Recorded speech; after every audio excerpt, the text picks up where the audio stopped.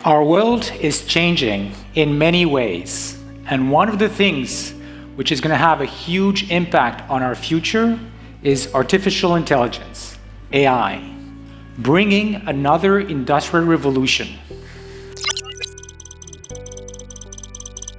አርቲፊሻል ኢንተለጀንስ አሁናዊ መልኩን እንዲይዝ መሰረት ከጣሉ ግለሰቦች ውስጥ ስሙ ይነሳል። ዮሹዋ ቤንጂዮ። ዮሹዋ እንደ አውሮፓውያን አቆጣጠር በ1964 ማርች 5 በፓሪስ ከተማ ሞሮኮዊ ዜግነት ካላቸው ወላጆቹ ተወለደ። በ12 ዓመቱ ከቤተሰቦቹ ጋር ወደ ካናዳዋ ግዛት ኪውቤክ አመራ። ዮሹዋ በ10ዎቹ ዕድሜ ውስጥ ለኮምፒውተር ልዩ ዝንባሌ እያዳበረ መጣ። ይህ ዝንባሌውም በ1986 ሞንትሪያል ከተማ ወደሚገኘው ማክጊል ዩኒቨርሲቲ አቅንቶ የመጀመሪያ ዲግሪውን በኮምፒውተር ኢንጂነሪንግ እንዲያገኝ እንዳስቻለው ይናገራል። ዮሹዋ የመጀመሪያ ዲግሪውን እየሰራ በነበረበት ወቅት ስለ አውታረ መረቦች ለማወቅ ቻለ።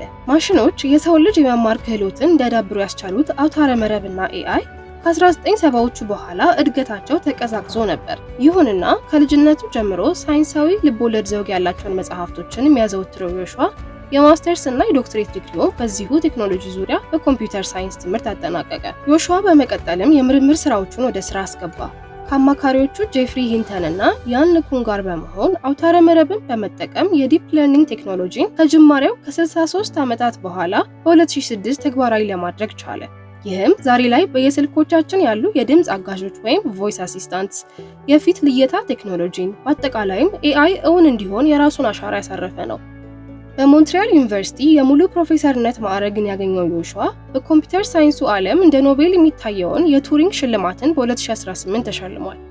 በካናዳ በምርምር ዘርፍ ከፍተኛውን ሽልማት የጌርሃርድ ሄርትስበርግ ካናዳ የወርቅ ሜዳሊያም ተበርክቶለታል። በታይም መጽሔት 2024 እትም 100 ተጽዕኖ ፈጣሪ ሰዎች እንዲሁም በኤአይ ዘርፍ 100 ተጽዕኖ ፈጣሪዎች ዝርዝሮች ውስጥም ተካቷል።